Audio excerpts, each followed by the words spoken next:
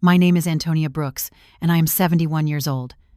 I used to believe that after losing a husband, life could no longer surprise me with pain. I thought I had already lived through the worst that existence could offer. But I was wrong, because sometimes the cruelest betrayal does not come from enemies or strangers. It comes from your own blood, from the person you carried, fed, and loved for more than 4 decades. The bus arrived, and I sat by the window. The world outside moved like an old film reel, the city painted in gray and orange tones. My reflection looked older than I remembered, but behind the wrinkles I saw something new clarity. Angela believed she had taken everything from me, that I was a helpless old woman she could manipulate. But she had no idea what her father had done to protect me. Robert had always been the kind of man who planned for the future. He was careful, quiet, and smart. I was sitting in the doctor's waiting room, holding my medical papers, when my phone began to ring. The ringtone was ordinary, yet that day it cut through the air like a knife. On the screen I saw the name of the person who meant more to me than anyone else. Angela, my only daughter. I smiled instantly. For a moment I felt the same warmth I used to feel when she was a little girl calling me after school. But the moment I answered, her voice hit me like a cold wind. "Mom, we're going to Europe tomorrow. I already sold your beach house and your car. We needed the money. Bye." Then the call ended. No hesitation, no apology, no explanation. I sat there, frozen, staring at the phone as if my mind refused to believe what my ears had just heard. Around me, people coughed, pages of magazines turned, nurses walked back and forth, but all I could hear was silence. For 45 years I had raised her alone. I had worked extra hours, skipped vacations, and sold jewelry just to make sure she could have the education and life I never had. I had loved her more than myself. And with one short call, she erased all of it, as if the decades of sacrifice had meant nothing. I wanted to cry, but the tears refused to come. My hands were trembling. My heart was pounding so hard I thought the doctor would hear it through the door. I whispered to myself that maybe she didn't mean it, maybe there was a misunderstanding. But deep down I knew there wasn't. I had seen the change in Angela's eyes ever since her husband Edward came into her life. There was ambition in them, a hunger that frightened me. For a long moment, I just sat there, in that sterile room, the walls pale green, the air thick with the smell of disinfectant. Then something unexpected happened. Instead of crying, I smiled. It wasn't joy or acceptance. It was something colder. It was the kind of calm that appears when you realize the person you love most has finally shown you who they really are. Because while she thought she had destroyed me, she didn't know that I still had one secret left. 3 days before my husband Robert died, he handed me a sealed manila envelope. "Antonia," he had said softly, "keep this in your dresser. If something ever happens to me, open it only when you feel ready." I had put it away, too heartbroken after his death to even think about it again. But sitting there in that waiting room, after hearing Angela's voice filled with coldness, I suddenly remembered the envelope. When the nurse called my name, I followed her mechanically. The doctor spoke kindly, said my blood pressure was good, and that I needed to eat better, rest more. I nodded, but my mind wasn't in that office.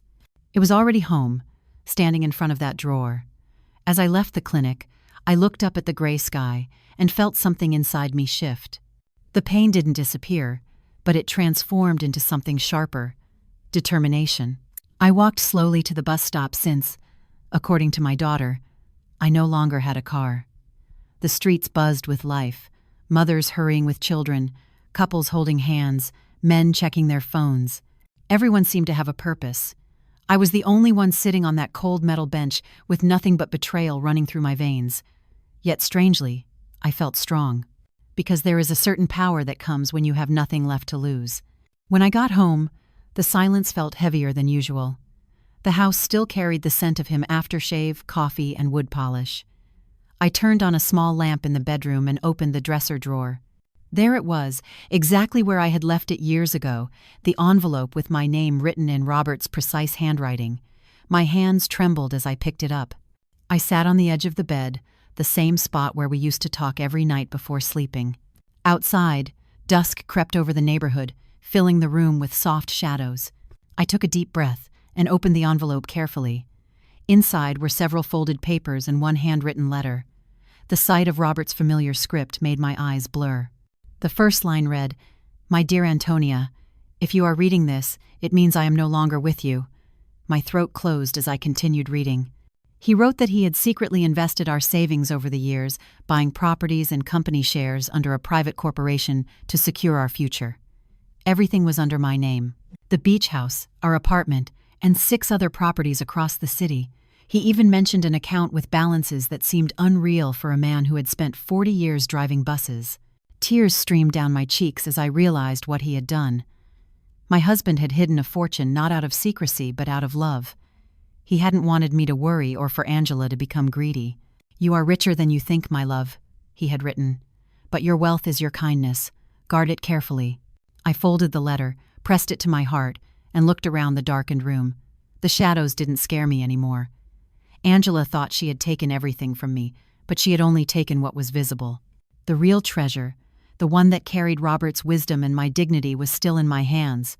As I turned off the light, I felt something new rise in my chest.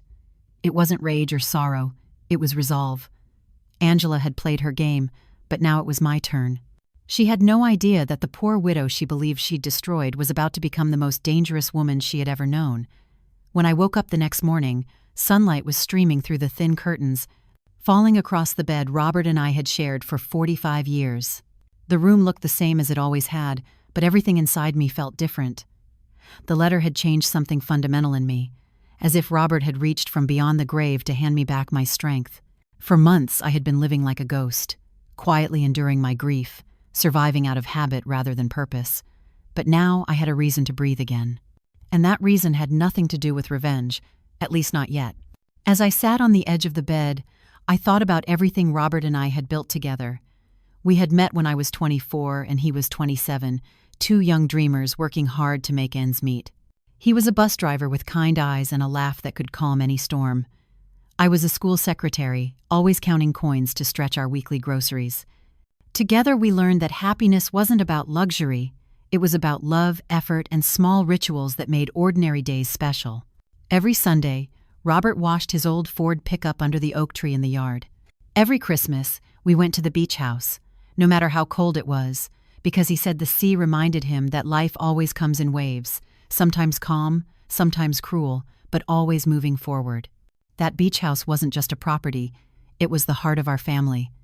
We had bought it when Angela was 15, after saving for nearly a decade. It was small, painted a soft cream color with blue shutters that faded every summer under the sunday. The porch overlooked the ocean, and Robert had built a swing there just for her. I can still remember Angela's laughter echoing across the sand as Robert pushed her higher and higher, her hair flying in the wind.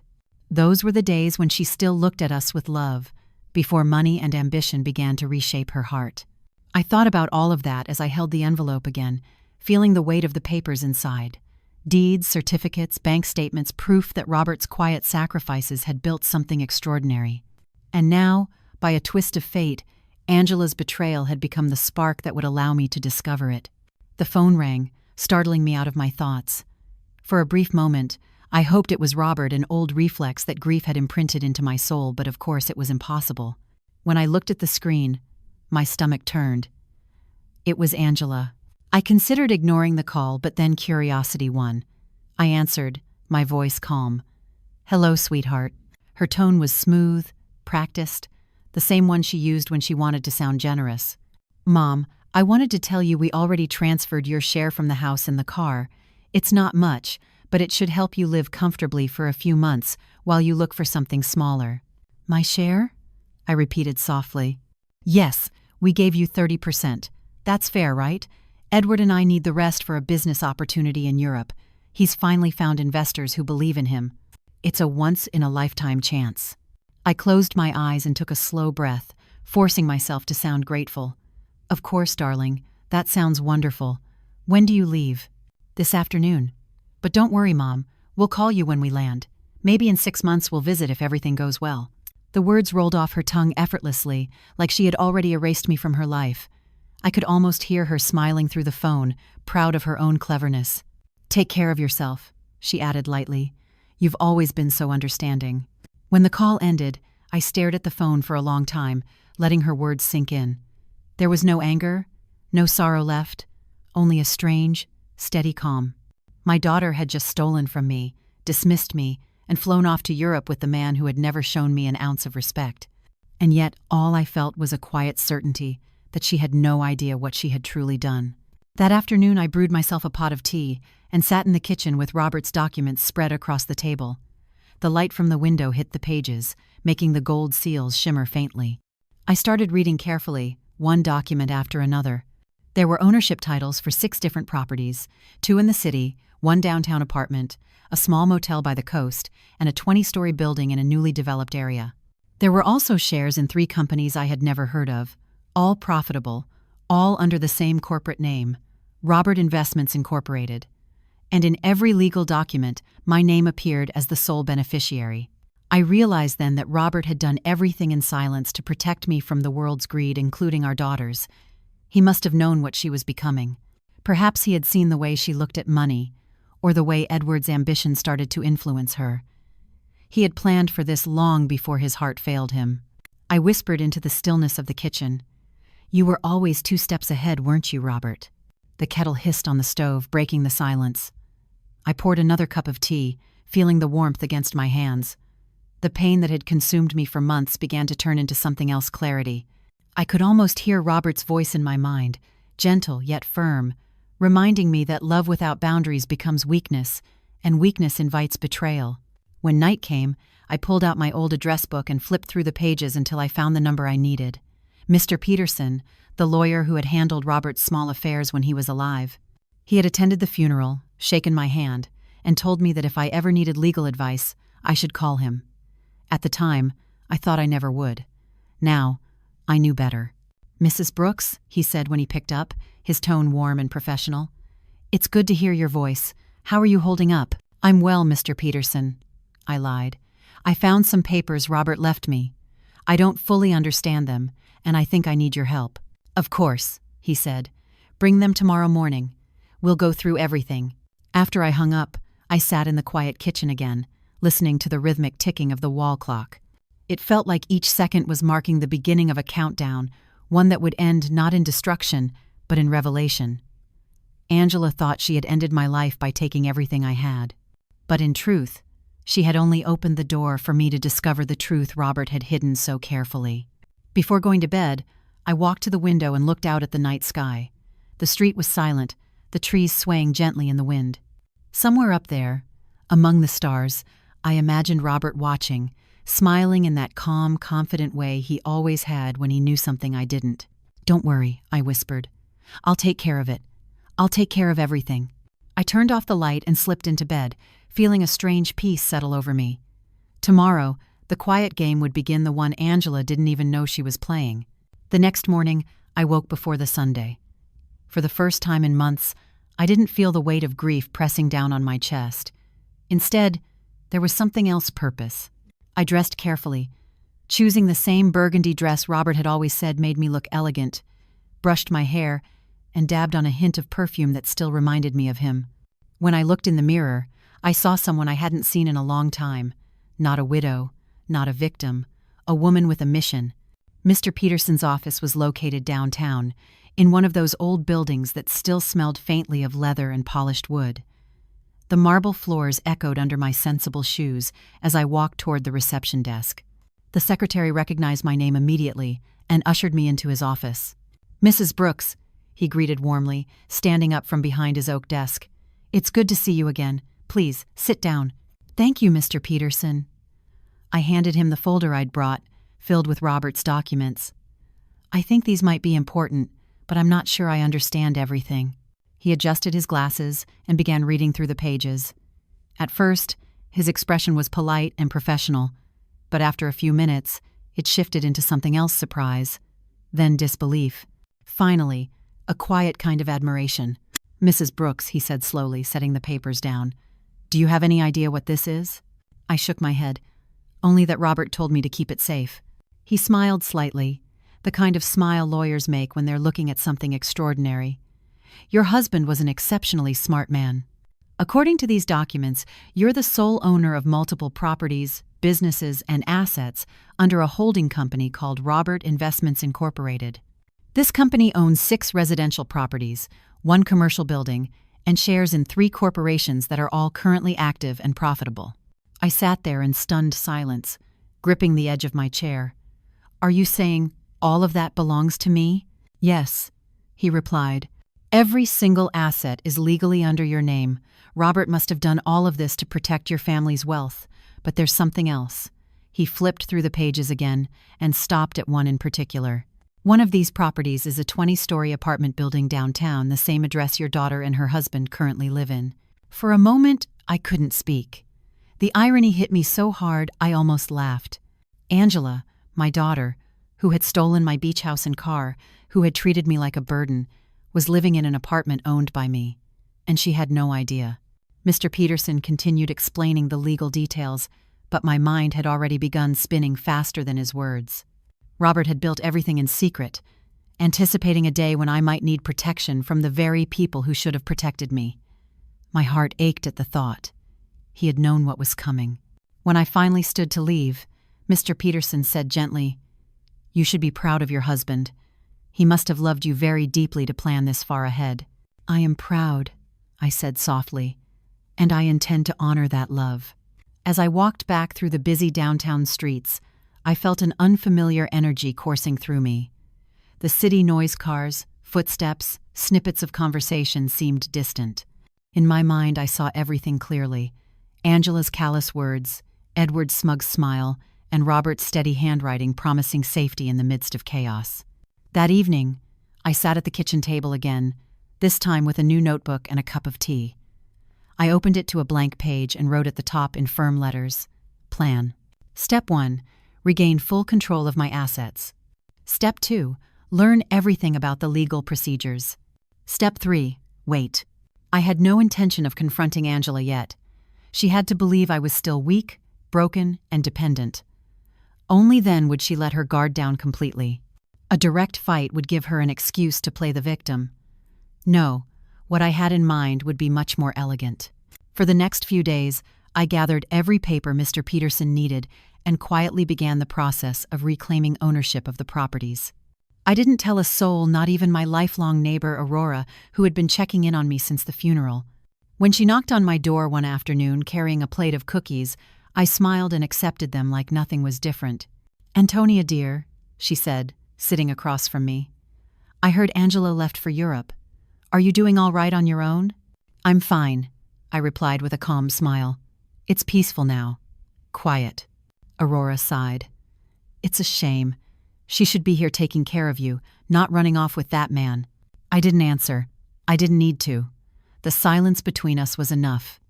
Aurora reached across the table, squeezing my hand with sympathy. "If you need anything, I'm right next door." When she left, I looked at the cookies, still warm, and smiled to myself. People pitied me, whispered behind my back that I was a poor old widow left behind by an ungrateful daughter, and I let them. Because sometimes pity is the perfect disguise. Days passed, and Mr. Peterson called with updates. "Mrs. Brooks," he said one afternoon, "everything checks out perfectly. You're now the confirmed legal owner of all the properties, including the beach house. We've begun nullifying the fraudulent sale your daughter arranged. The buyers were unaware it was illegal, so we've settled that peacefully." "Thank you, Mr. Peterson. And the apartment building? That one will take a few more weeks to finalize, but you'll have full control soon. Do you want me to inform your daughter?" I smiled, even though he couldn't see it. "No, not yet. She doesn't need to know." "Understood," he replied. "Is there anything else you'd like me to handle?" "Yes, the truck. Robert's old pickup. She sold it too. That might be trickier, but I'll see what I can do." When I hung up, I felt an almost electric satisfaction. Piece by piece, the life Angela had stolen from me was quietly returning. I was building a fortress out of everything she had underestimated. Each morning, I maintained the same simple routine: coffee, a walk to the corner store, polite conversation with neighbors, dinner alone at the same table where Robert and I used to sit. But every night, after the lights went out, I stayed awake planning, calculating, and imagining the look on Angela's face when the truth finally came out. I could already see it. The disbelief, the panic, the realization that the woman she had discarded like garbage had never been powerless at all. But for now, I would wait. Revenge, like coffee, is best served strong and slow. The following 2 weeks unfolded with a strange mix of stillness and quiet intensity. On the surface, my days looked like those of any other lonely widow in a small American suburb. I woke early, prepared my breakfast, fed the stray cat that had started visiting my porch, and went for slow walks around the block. The neighbors smiled politely, some out of kindness, others out of pity. I let them. I had no interest in correcting anyone's assumptions. The more invisible they thought I was, the more power I actually had. Inside, my house had become a war room. On the kitchen table, where Robert and I had once shared pancakes on Sunday mornings, there were now folders stacked neatly in color-coded piles, property deeds, court documents, and bank records, each labeled with dates and signatures. The manila envelope that had started it all sat in the center, like a quiet symbol of everything that had changed. Every morning I spent hours reviewing paperwork, highlighting lines I didn't understand, making notes for Mr. Peterson. He called often, updating me on the progress. "Mrs. Brooks," he said one Tuesday morning, "the building your daughter lives in is now officially under your direct control. The ownership transfer is complete." I took a slow sip of my tea, letting his words settle. "So, she's living there, paying rent to me without even knowing it?" "Yes," he replied. "The payments are being made automatically from her joint account with her husband. It's ironic, really." "Ironic," I repeated softly, smiling. "That's one word for it." That afternoon, I went for a walk through downtown, past the apartment building that bore the name the Crescent Tower in golden letters. It was clean, elegant, full of glass windows that reflected the sky. I stopped across the street, staring up at it. Somewhere behind those windows, my daughter was probably packing designer clothes, sipping champagne, and telling Edward how lucky they were to finally be free from the burden of her aging mother. I imagined them laughing about it. I let the image stay for a moment, then released it like smoke. They were living their fantasy. Let them. Every illusion ends eventually. When I returned home, the house felt strangely alive, as if Robert's presence was pulsing in the walls. His photographs hung in their usual place by the staircase, one of him fishing, another smiling next to our truck, and my favorite, him sitting on the porch of the beach house with a cup of coffee and the ocean behind him. I stood there for a long time, tracing the frame with my fingers. "You always knew what you were doing, didn't you?" I whispered. That night, I called Mr. Peterson again. "I want to ask about something," I said. "Angela sold my truck too. Can we get it back?" He paused. "That's a little more complicated, Mrs. Brooks. Your daughter had power of attorney when your husband passed. Legally, she could make certain financial decisions on your behalf." I frowned. "I don't remember signing any document that gave her such power." "You did, shortly after the funeral. It's common for widows to delegate authority when there's too much paperwork. I imagine she presented it as something routine." I closed my eyes, remembering those weeks of numbness, how Angela had brought a folder of papers and told me, "Don't worry, Mom. These are just forms for the bank and insurance." I had signed them blindly, drowning in grief. The memory made my stomach turn. "Can we challenge it?" I asked. "We can," Mr. Peterson said, "but we'll need to prove she acted with deception or intent to defraud you." I took a deep breath. "Do whatever it takes. I want every single thing she took from me back where it belongs." "Understood." When I hung up, I stood in the middle of the kitchen, staring at the soft reflection of the light on the window pane. I didn't feel anger. I felt focus. There was something liberating about finally seeing everything for what it was. Angela and Edward had treated me like a helpless relic, assuming I wouldn't notice the details or ask questions. They had forgotten that old age doesn't make you blind, it makes you patient. The next day, I received a call from Aurora, my neighbor. "Antonia, dear, did you hear? Angela and Edward finally left for Europe yesterday. First-class tickets, too. My niece works at the travel agency. Said they spent over $12,000 on the trip." I smiled faintly. "That doesn't surprise me." Aurora lowered her voice. "It's such a shame, though.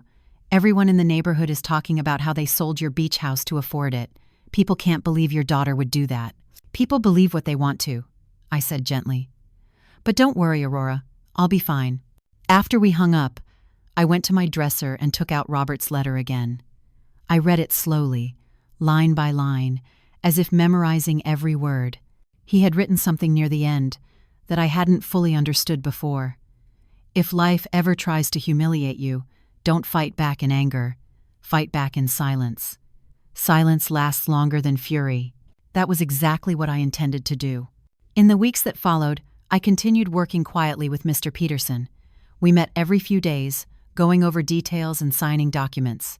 He was efficient, discreet, and above all, loyal. Each time we met, he seemed more impressed by how calmly I handled everything. "Most people would have pressed charges immediately," he said one afternoon. "You're being remarkably composed." "I've lived long enough to know that true revenge doesn't need a courtroom," I replied. "It just needs time." He chuckled softly. "You remind me of my grandmother. She must have been a very wise woman." "She was," he said, "and she never raised her voice either." By the time a month had passed, my life on the outside still looked exactly the same. The same small house, the same quiet routines. But beneath the surface, I had transformed everything. The fraudulent sale of the beach house was fully reversed, and my ownership of the downtown building was legally sealed. Even Robert's old pickup was located by sheer luck. It had been sold to an old friend of Mr. Peterson's, who agreed to return it for a small fee. Every piece of my life was coming back to me, one signature at a time. I kept all of it secret. Even the housekeeper who came once a week had no idea that her employer was a multimillionaire. Let them all think I was just a tired widow with a broken heart. The less people knew, the easier it would be to move in silence. One evening, after dinner, I sat on the porch with a cup of tea, watching the horizon fade into dusk. The air smelled like wet grass and salt carried from the coast. Somewhere far away, a car engine hummed, a reminder that life outside my little house continued as always. But I wasn't thinking about the present anymore. My mind was already building the future. A very specific future where my daughter would come back from Europe and find that everything she had taken now belonged to the person she had betrayed. I imagined her face when she realized the truth, not out of cruelty, but out of justice. There was a certain poetry in letting her live inside the comfort built by the mother she thought she had destroyed. It was the kind of lesson no sermon or lecture could ever teach. I whispered into the night, "You'll come back, Angela, and when you do, you'll finally understand who I really am." 3 months passed. Summer turned the air heavy with salt and dust, and every morning the same sunlight spilled through my window, warming the house that everyone thought was empty of joy. But I wasn't lonely anymore. Not really. The days had become a kind of quiet performance, and I played my role perfectly, the frail widow, calm and harmless, drinking her tea while her ungrateful daughter vacationed in Europe. No one in the neighborhood suspected a thing. What they didn't know was that behind those closed curtains, I was rebuilding an empire, one that Angela had tried to destroy without even realizing how far ahead I was now playing. Mr. Peterson came by every few days to deliver documents or have me sign another set of transfers. He was discreet, always arriving at odd hours to avoid curious eyes. I appreciated that. We worked in the kitchen, where the smell of lemon polish and old wood still clung to the cabinets. "Everything's in place," he said one afternoon, straightening the papers. "You now officially control all of Robert Investments Incorporated. Every property, every account, every share. And I've taken steps to ensure that your name remains private on public records." "Good," I said, pouring him coffee. "I prefer to stay invisible." He nodded. "You're playing this very wisely, Mrs. Brooks. Not many people could stay this calm under the circumstances." I smiled faintly. Anger burns too fast. Patience, on the other hand, lasts long enough to finish what it starts. He chuckled, signing the last page. "Your husband would be proud. I've seen a lot of clients who let emotion ruin their judgment. But you, well, you're different." "Robert always said the best revenge is to outlive your enemies with grace," I replied. "I suppose I'm just following his advice." When Mr. Peterson left, I walked to the porch and watched the evening light stretch across the yard. My husband's truck was parked under the oak tree, just where it had always been. He'd taken such care of that vehicle, polishing it every Sunday, humming old jazz songs while I brought him iced tea. Seeing it there again felt like having a piece of him back. As I stood there, the phone inside rang. I let it ring 3 times before picking it up. "Mrs. Brooks." "Mr. Peterson's voice said, a hint of excitement in his tone. "You asked me to investigate Edward's finances." "Yes?" "You were right to be suspicious. He's in serious debt, over $200,000 in bank loans and private credit. Most of it is under his name, but a few were taken with your daughter as guarantor. Worse, he used the apartment they live in as collateral without realizing he didn't own it. I felt my heart harden. So he mortgaged my building. Exactly. When the banks realize he has no legal claim to the property, things are going to unravel very quickly. Let them, I said quietly. Sometimes truth has to arrive like an earthquake to make people see what's been standing on sand. That night I couldn't sleep. I sat by the window with the light off, watching the street lamps cast pale circles on the road. Angela's life was about to collapse, not because I wished her harm, but because she had built it on lies. She had stolen what wasn't hers, married a man who valued money over loyalty, and now the world was simply balancing its scales. Still, a part of me ached. I had loved her once with every cell in my body. I remembered the first time I held her, her tiny fingers wrapping around mine. I had sworn to protect her from everything cruel in this world. But how do you protect your child from themselves? A week later, Mr. Peterson called again. "Mrs. Brooks, I have some news. Edward's creditors have begun to move. They're filing claims on his assets, and he's already missed 2 payments. If he doesn't resolve this soon, the bank will seize whatever it can, including that apartment. And when that happens, they'll find out he never had the right to use it as collateral. His name isn't on any legitimate ownership record. That will cause an investigation, and once they dig, his fraud will surface. Meaning he'll be exposed, and your daughter, if she's still tied to him, will face the consequences too." I leaned back in my chair, tracing the rim of my teacup with one finger. "Perfect," I said softly. "Let the truth find them." That night, the wind picked up outside, rustling the trees until they sounded like whispers. I thought of Robert again, the way he'd always warned me to keep faith in timing. "Everything that's meant to fall," he'd once said, "will crumble on its own when you stop holding it up." I was beginning to understand what he meant. Days later, Aurora stopped by with her usual nosy warmth. "Antonia, dear, I just heard something wild. Apparently, Edward's in trouble with the bank. My cousin works there. She said he's been borrowing money from everyone, even private lenders. People are saying he might skip town." I nodded slowly, hiding my satisfaction. "Is that so?" She sighed dramatically. "It's awful. I can't imagine what Angela will do if he leaves her. Maybe you should call her, just to check in." I smiled faintly. "Oh, Aurora, my daughter made it very clear she doesn't need me. I'm sure she'll be fine, but deep down, I knew she wouldn't be." Edward's world was collapsing, and Angela was about to feel the same sting of betrayal she had inflicted on me. 2 more weeks passed before Mr. Peterson phoned again. His voice carried quiet triumph. "Mrs. Brooks, the fraudulent sale of your beach house has been completely nullified. The buyers got their money back, and the title is officially yours again." I closed my eyes for a moment, imagining the sea breeze, the waves crashing against the shore, the laughter of summers long gone. "Thank you, Mr. Peterson," I said softly. "You've done beautifully." He hesitated. "Would you like me to notify your daughter?" "No," I said, the corner of my mouth curving upward. "Not yet. I'd rather she hear it from the universe first." That evening, I made myself a small dinner and ate it at the kitchen table alone. But this time, the loneliness felt different, almost empowering. I wasn't waiting for anyone to save me. I was the one writing the ending now. When the dishes were done, I stepped out to the porch again. The night smelled of ocean air and coming rain. In the distance, thunder rolled softly, like a promise. Somewhere across the Atlantic, my daughter was living a fantasy that was about to dissolve in front of her eyes. She believed I was a weak woman clinging to memories. But soon she would realize I was something else entirely.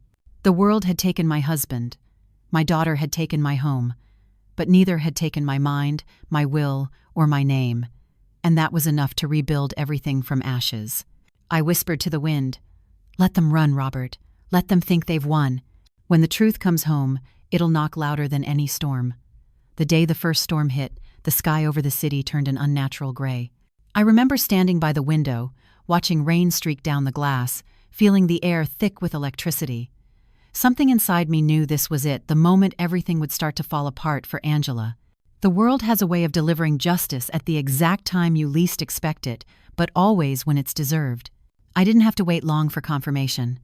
By late afternoon, Aurora appeared at my door, soaked from the rain, her floral umbrella dripping on the porch. "Antonia," she gasped, "you won't believe this. Edward's in real trouble. My nephew at the bank says they found out the apartment he used as collateral isn't his. They're threatening legal action, and he and Angela have to come back from Europe immediately." "Is that so?" I asked, keeping my voice calm, even as satisfaction flickered deep in my chest. Aurora leaned closer, lowering her voice to a whisper, as though the storm itself might be listening. "There's more. Edward's business deal was fake. He took out loans from private lenders, and now they're chasing him across Europe. Poor Angela's coming back alone, they say. He ran off with another woman." I felt my fingers tighten around my teacup. My daughter, who had once told me she didn't need me, who had sold my home and car without blinking, was coming back to the very city she'd tried to erase me from. "Thank you, Aurora," I said gently. "That must have been hard news for you to deliver." She frowned. "Aren't you angry, dear?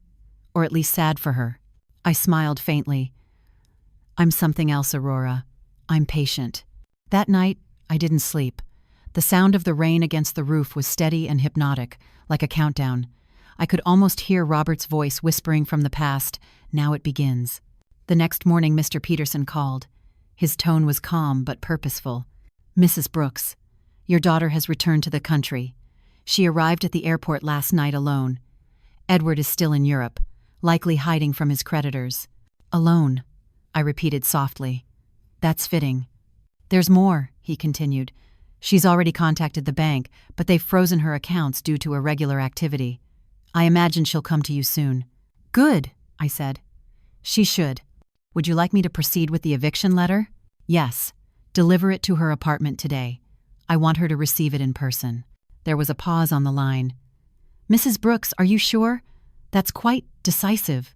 "I'm sure," I said firmly.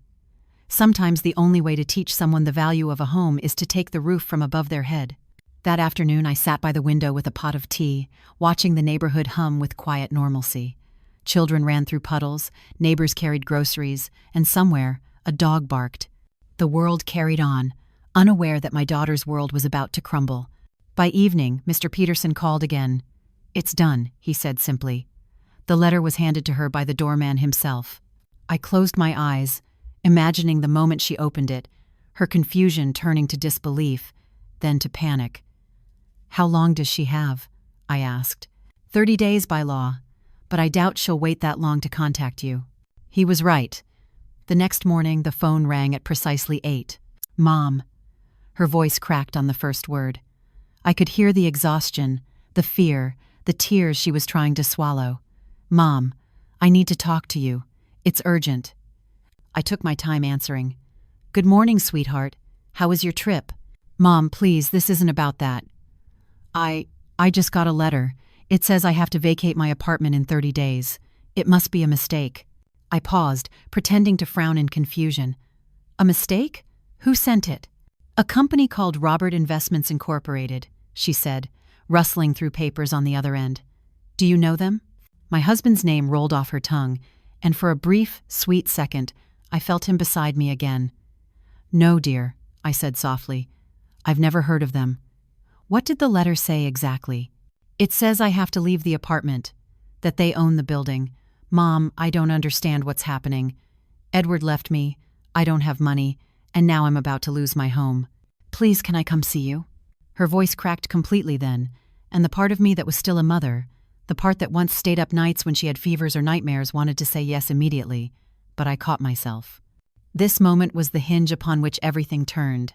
I couldn't open the door yet, not entirely. "Of course, honey," I said gently. "Come whenever you want."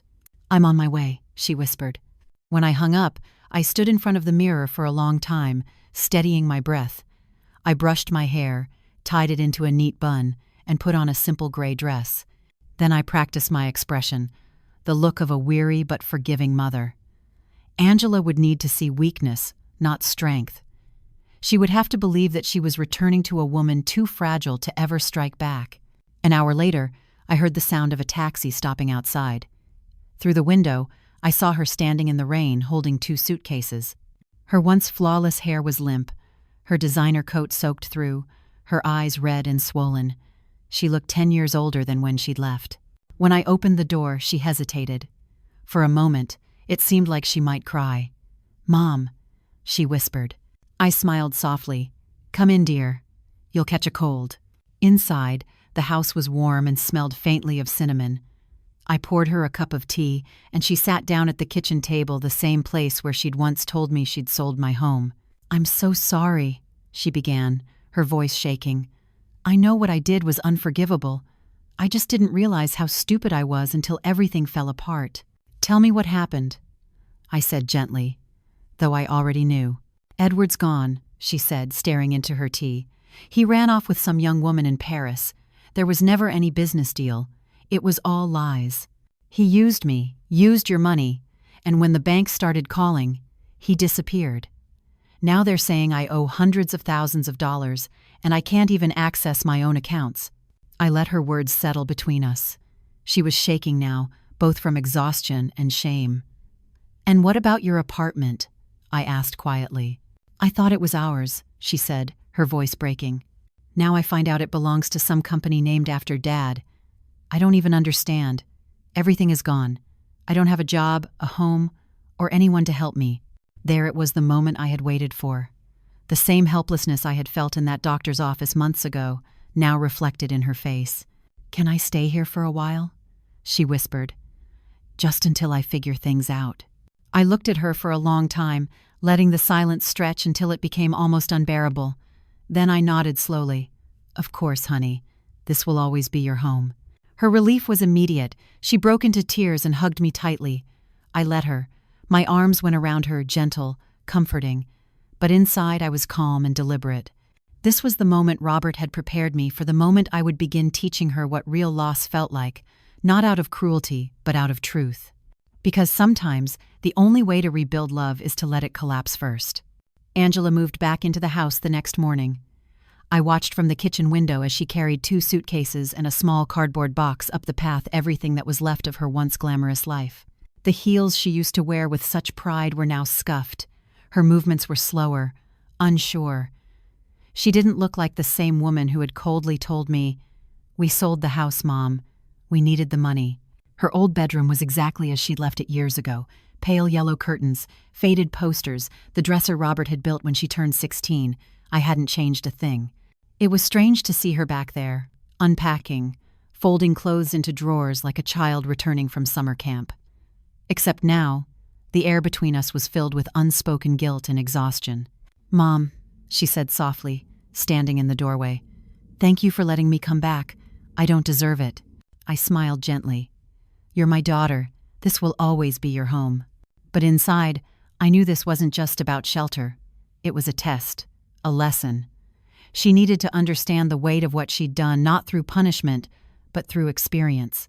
That evening, we had dinner together for the first time in almost a year. The table felt smaller somehow, as if the house itself was holding its breath. She had cooked spaghetti, trying to act useful, but her hands trembled when she placed the plates down. I noticed how thin she'd become, how her once perfect manicure had chipped away. Life had started teaching her the lessons I couldn't. She tried to fill the silence with nervous chatter. "I'm thinking about finding a job, maybe at one of the offices downtown.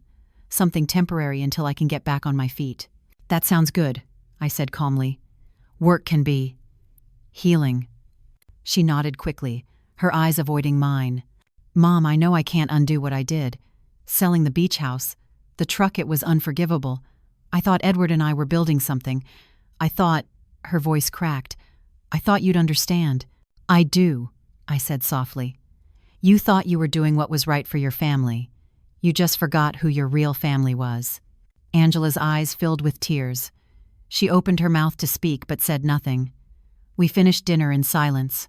After she went to bed, I sat in the kitchen for a long time, listening to the rain tapping softly against the window. I thought about Robert's letter, about his warning that our daughter's heart would change if she ever tasted greed. He had been right, but maybe, just maybe, it wasn't too late to guide her back. 2 days later, while cleaning, Angela found something that would change everything again. I heard her call from the living room. "Mom, I found this in one of my boxes. It's addressed to you." I walked over. In her hand was another manila envelope, smaller than the first, sealed tightly and marked in Robert's handwriting. My pulse quickened. "Where did you get that?" I asked. "It was in one of Edward's suitcases," she said. "I think he must have found it after Dad died. I didn't even know it existed." I took the envelope from her carefully, as if it were something alive. My husband's neat writing stared back at me. For Antonia, to be opened when the time is right. Angela sat beside me as I opened it. Inside was a single key taped to a short letter. I unfolded it slowly, my hands trembling. "My dearest Antonia," it read, "if you are reading this, it means you've already found the first envelope. There is something else I must tell you. I've kept a safety deposit box at the downtown bank, box number 247. The key enclosed will open it. Inside, you'll find something that may help you one day, something meant not for survival but for restoration. Use it wisely, and only when your heart tells you it's time." The letter was signed simply, "With eternal love, Robert." Angela stared at me, her eyes wide. "A safety deposit box? What do you think is in it?" "I don't know," I said, folding the paper carefully. "But your father always did have surprises." "Can we go see?" she asked quickly. "Maybe there's something that can help us help me." I looked at her, studying her face. There was desperation in her voice, but also a glimmer of hope. She was clinging to anything that could save her. "Tomorrow," I said finally. "We'll go tomorrow." That night, I lay awake, staring at the ceiling. I wondered if Robert had planned this too. He always seemed to know what we needed before we did. Perhaps this was his way of guiding us, one final lesson for both of us to learn together. The next morning we went to the bank. Angela wore an old coat that was a size too big, her hair tied back messily. She looked small, fragile. I let her do most of the talking. The bank manager recognized the name and led us to a private room. He opened a metal drawer with box number 247 and handed me the contents, a velvet pouch and another folded note. Angela gasped when I untied the pouch. Inside were jewelry pieces, rings, necklaces, bracelets, and earrings, each shining even under the dim light. I recognized some as family heirlooms that had disappeared years ago, others I had never seen before. Robert's note explained that these jewels had belonged to his grandmother, saved for generations, and that their total value was more than enough to start anew. Angela's eyes widened. "Mom, this must be worth a fortune." "Maybe," I said softly, though my heart was pounding. She began sorting through them, her hands trembling. "We could sell some of these. You could get your house back, and I could—" "Pay Edward's debts?" I interrupted gently. She froze, guilt flashing in her eyes. I don't want to lose everything." "You already did, sweetheart," I said quietly. "But maybe that's what you needed." That night, the jewels lay on the table between us, glimmering under the lamp like small frozen stars. Angela stared at them as though they were her last hope, while I saw them for what they truly were, a test. "Mom," she said finally, "I can get about $180,000 for these if I sell them to a reputable buyer.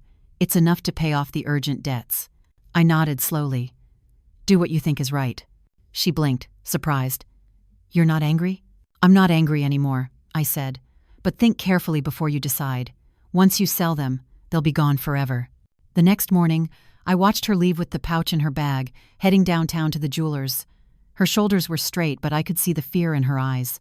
When she returned hours later, she placed a thick envelope of cash on the table. "I did it," she whispered. "I sold them. It's less than I expected, but it'll keep the creditors away for now." I nodded again, quietly proud. Not of the sale, but of the way she'd handled herself honestly, humbly, without arrogance. The same woman who once thought she was untouchable was now learning to live within limits, to understand the value of effort. That night, after she went to bed, I sat alone at the table with the remaining documents from Mr. Peterson. I looked at the names, the signatures, the dates, all of it now fully under my control. The empire Robert had built in silence was back in my hands. My daughter was under my roof again. And for the first time since his death, I felt like Robert and I were working together, he from the past, and I from the present, to save the one person we both loved most. But I also knew this was only the middle of the story. Angela had lost everything. Now she had to learn how to build again, not with money, but with humility. And I was going to make sure she did. The following weeks passed like quiet chapters in a book neither of us dared to close. Mornings began with the smell of coffee, the clinking of cups, and Angela sitting silently at the kitchen table, eyes fixed on the steam rising from her mug. She no longer checked her phone every few minutes. She no longer spoke of Europe, of investments, or of Edward. The arrogance had drained from her like color from an old photograph. What remained was something raw and fragile, the kind of humility that only life's harshest lessons can carve into a person. But it wasn't enough for me to see her quiet. I needed to see her rise again, from within. One morning, I found her in the backyard, sweeping fallen leaves into small, uneven piles. The wind kept scattering them, but she persisted, her movements steady, patient. "Good morning," I said softly, stepping outside with 2 cups of tea. She turned, a small smile flickering on her lips. "I couldn't sleep. Thought I'd do something useful." "That's new," I teased gently, handing her the cup. Angela took it, her fingers trembling slightly from the cold. "You know, Mom," she said after a pause, "when I was living with Edward, I used to complain that I was tired all the time. But I never did anything. Everything was about comfort, takeout food, maids, vacations. And somehow, I was always exhausted. Now, after cleaning and running errands, I feel tired but good. Real tired, the kind that makes you sleep well." I looked at her for a long moment, feeling something inside me soften. "That's because real work, even when it's hard, gives you peace," I said quietly. She nodded. "I think I'm starting to understand that." That afternoon, as if fate itself was testing her resolve, a letter arrived. The seal of the city bank was printed on the corner. Angela froze when she saw it on the table. "It's from one of the lenders," she murmured. "Open it," I said. Her hands shook as she tore it open. Her eyes scanned the lines, and I watched her face fall. "They're demanding another payment," she whispered. "And if I don't make it in 2 weeks, they'll seize everything they can." She pressed the letter to her chest, panic spreading across her face. "Mom, I can't do this anymore. I thought I could manage, but it's too much. I'm drowning." I walked over slowly and placed a hand on her shoulder. "Angela," I said gently, "do you know what drowning feels like?" She looked up, startled. "It's not the water that kills you," I continued. "It's the panic. The moment you stop fighting and start breathing calmly, you float." She blinked, trying to hold back tears. "You make it sound so easy." "It isn't," I said, "but that's what makes it worth it." That night, I called Mr. Peterson. He had become both my confidant and co-conspirator. "Mr. Peterson," I said quietly, "I want you to begin the legal process to remove Angela from Edward's debts. Use the evidence you gathered, but don't tell her yet." "Understood," he said. "She's improving, isn't she?" "Yes," I said, "but she still needs to understand what she almost destroyed." The next week, Angela found a part-time cleaning job at a small downtown office building. When she told me, her tone carried both pride and embarrassment. "It's not much," she said, "just cleaning after hours. Emptying trash bins, wiping desks, mopping floors." I smiled faintly. Work is work. There's dignity in that. The first night she came home from work, her hands were raw from the chemicals, her clothes smelled faintly of disinfectant, and her back ached so much she could barely sit. But when she smiled at me, there was something in her expression I hadn't seen in years' peace. "I met someone tonight," she said, rubbing her sore wrists. "A woman named Mrs. Johnson. She's 60, been cleaning offices for 20 years. Her husband left her when she was pregnant with her 3rd child. She said it was the best thing that ever happened to her." "Oh?" I asked, intrigued. "Yes. She told me she found freedom in learning she could survive alone, that she doesn't need anyone's approval to feel worthy."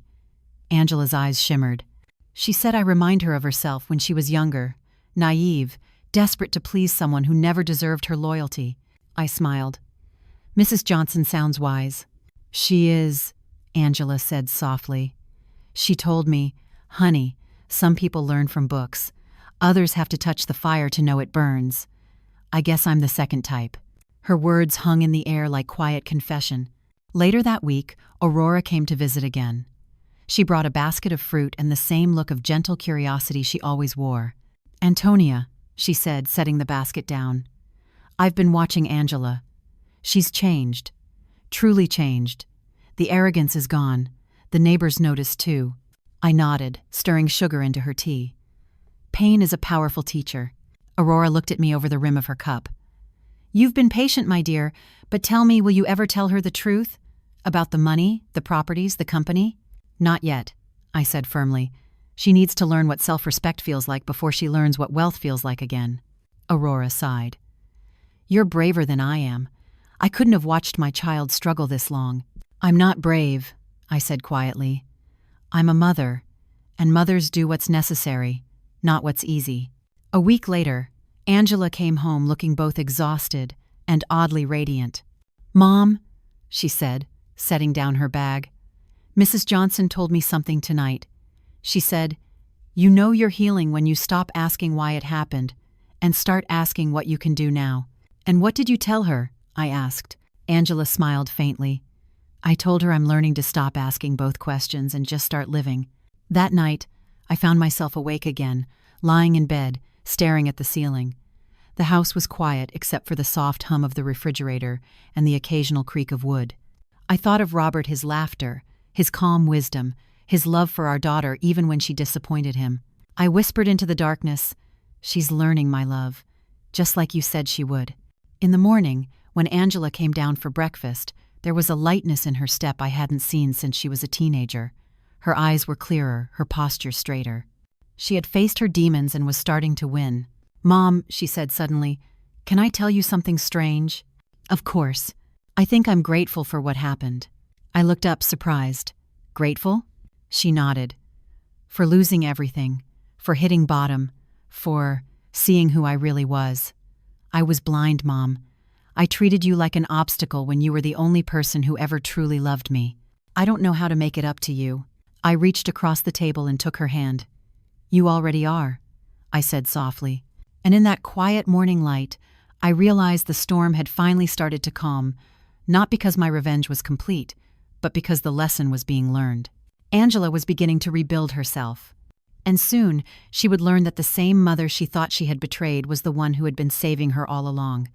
The morning of the revelation felt strangely calm, almost sacred. The sun filtered through the curtains in thin golden lines, the house quiet except for the distant ticking of the wall clock. I had asked Mr. Peterson to schedule the meeting early, before Angela could begin another long day of cleaning and worrying. This was the day the curtain would finally lift, the day she would see everything I had done, everything Robert had left behind, and everything she had unknowingly tried to destroy. Angela sat at the kitchen table, sipping coffee in her old work sweater. You said we're meeting a lawyer today? She asked hesitantly. Mom, if this is about those debts again, I told you I don't want to drag you into it. I can handle it. I smiled gently, watching her wrap both hands around the cup as if drawing strength from its warmth. It's not about dragging me into anything, sweetheart. It's about setting things right. She frowned. But I don't have the money for another consultation. I've already taken care of that, I said softly. Just trust me for a few more hours. The drive to Mr. Peterson's office was quiet. Outside, the city was waking up, people hurrying to work, buses growling at every corner, the smell of bakeries drifting through the air. Angela stared out the window, lost in thought. Every few minutes, she'd glance at me, as if trying to read my expression. But I kept it serene. She didn't need to see the storm that had been building inside me for months. When we arrived, Mr. Peterson greeted us warmly. His office smelled faintly of polished wood and paper, an air of quiet authority. Miss Brooks, please have a seat, he said. There's something important we need to discuss. Angela looked nervous, twisting her fingers together. Mr. Peterson, I really appreciate your time, but I can't afford any legal representation. I just came to understand what my options are. He smiled kindly. Miss Brooks, today isn't about fees. It's about freedom. Angela blinked. Freedom? Mr. Peterson opened a folder on his desk and slid a stack of papers toward her. These are the results of a private investigation conducted over the past month. We found irrefutable evidence that your husband, Edward Blake, falsified your signature on several loan documents. He committed identity fraud and used your name to secure debts you were never responsible for. With this evidence, you are legally cleared of all obligations. Angela froze. What?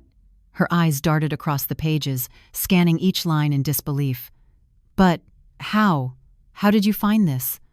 I didn't hire anyone. Mr. Peterson looked at me for a brief moment before saying, Someone who loves you very much did.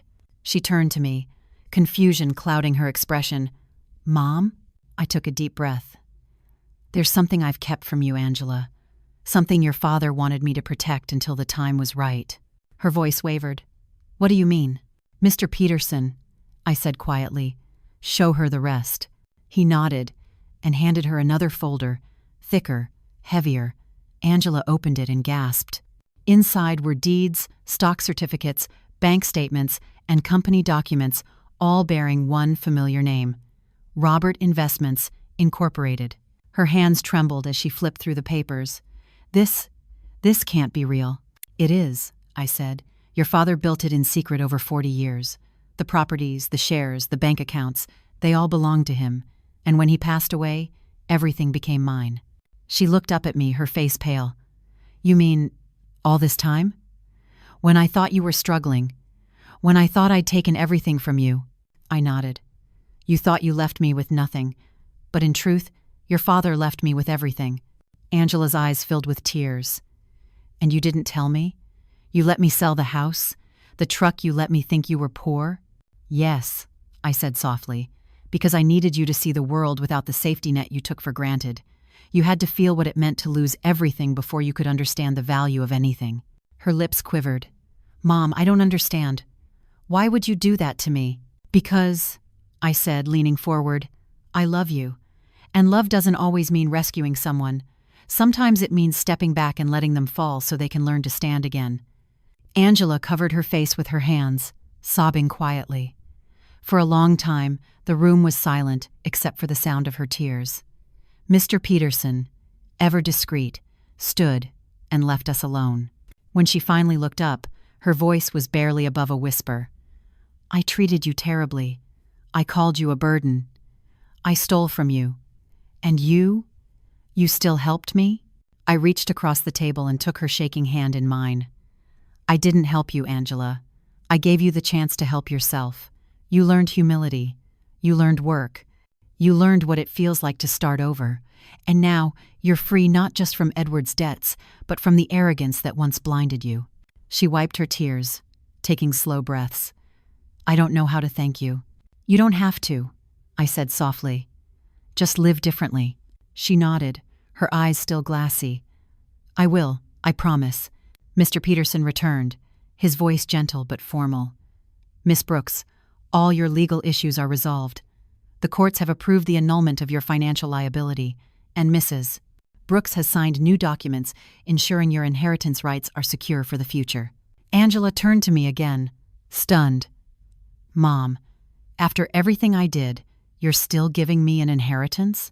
I smiled. "It's not about the money, sweetheart. It's about trust. You had to lose it to understand what it means to earn it." Her tears flowed freely again. "You forgave me?" "I forgave you the moment you walked back into this house," I said quietly. "I was just waiting for you to forgive yourself." Angela stood, walked around the table, and hugged me tightly. It wasn't the desperate, fearful hug she'd given me when she first returned. It was something deeper, steadier.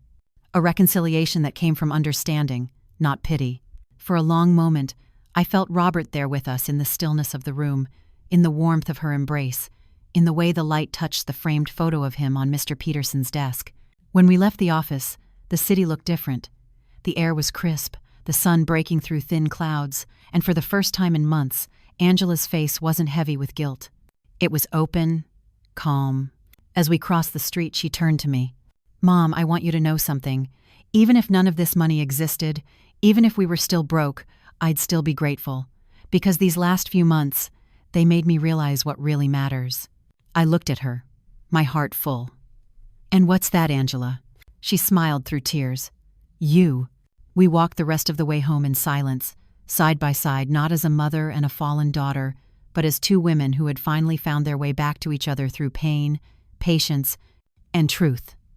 6 months later, life in our house had found a rhythm again, steady, peaceful, and quietly miraculous. The mornings were filled with the smell of coffee and the sound of pages turning as Angela studied for her classes. She had enrolled in a master's program for social work, determined to help women who had gone through what she had endured.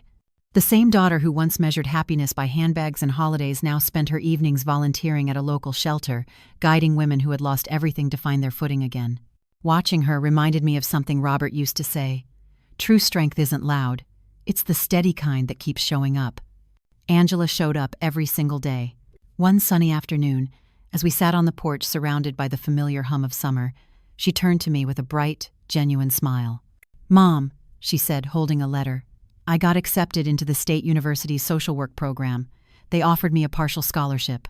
My heart swelled. "Angela, that's wonderful." She nodded. "But I want to pay for the rest myself, with the savings from my job at the city center.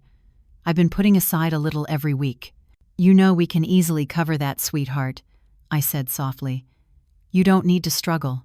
"I know," she said, squeezing my hand. "But this isn't about the money anymore. I want to do this the right way. I want to earn it." It was in that moment I realized the transformation was complete. My daughter had rebuilt herself from ashes not with money or comfort, but with effort, compassion, and humility. That evening, Aurora came by, her basket full of fresh fruit and gossip. "Antonia," she said, sitting down at the table, "I saw Angela at the community market. She was helping an elderly woman carry her groceries. Do you know that people are saying she's become one of the kindest souls in the neighborhood?" I smiled, pouring her tea. "I believe it." Aurora leaned closer. "You did it, my friend. You turned pain into wisdom.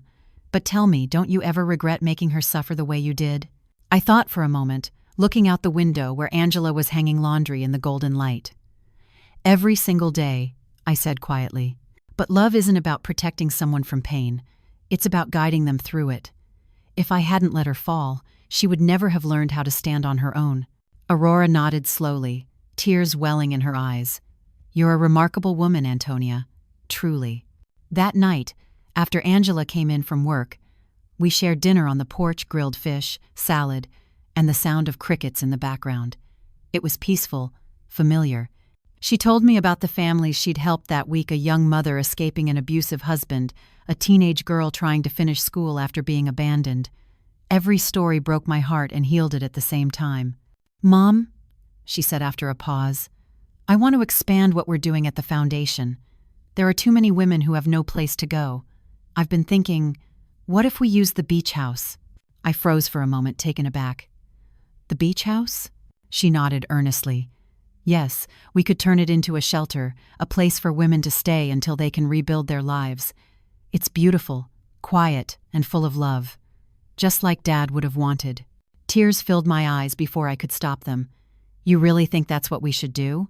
Angela smiled softly. "I know it is. You always said that home isn't just walls, it's what you do with it." The next weekend, we drove to the coast. The ocean greeted us like an old friend, the breeze carrying salt and memory. The beach house stood exactly as Robert had left it: white walls, blue shutters, the porch he built with his own hands. As we stepped inside, Angela paused, her eyes wandering across the room, tracing every detail. "It feels alive," she whispered. "Like he's still here." "He is," I said. "He never really left." We spent the day cleaning, scrubbing windows, and repairing old furniture. It wasn't just about restoring the house, it was about reclaiming our story. The laughter that had once filled those walls returned, soft at first, then stronger with every shared memory. As the sun set, painting the horizon in gold and pink, we sat on the porch overlooking the sea. Angela leaned her head on my shoulder. "Mom," she said quietly, "I finally understand what love really is. It's not about giving someone everything they want. It's about teaching them to value what they have." I turned to her, tears glistening in my eyes. "You learned that the hard way." She smiled faintly. "The best lessons always come the hard way. I just wish Dad could see us now." "Oh, he sees us," I whispered. "He's in every wave, every breeze that touches this porch. He's been watching all along." Angela took my hand, her voice trembling.